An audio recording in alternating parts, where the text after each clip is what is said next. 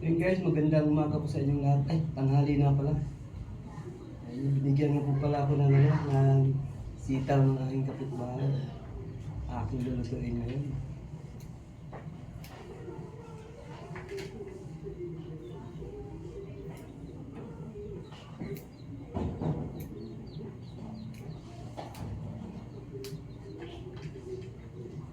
Tinan nyo guys, oh. Kahapon, binigyan ko sila ng pagkain. Ngayon naman, binigyan din ako ng lulutuin. Ang galing, no? Kapag ikaw ay nagbigay, yung balik sa'yo, doble, marami.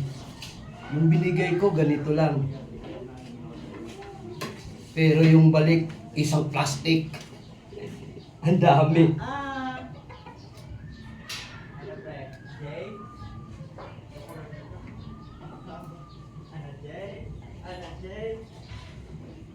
Ganun talaga yun. Pero mas masarap yung ikaw magbigay kaysa yung ikaw yung binibigyan. Mas masarap yung tumulong ka, magbigay ka. Kasi mas maganda yung darating na blessing. Tulad ngayon, tingnan nyo nga guys, kahapon nagluto ako ng gulay. Ganito lang yung karami yung binigay ko.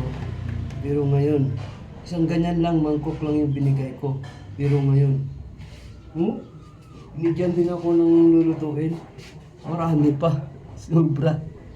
Oh, dami isang galing sa bukid. O pag niluto ko to, ilang katao na ang kakain nito? Mga 10.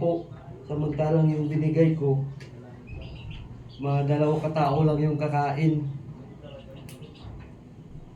Galing, no? Para bang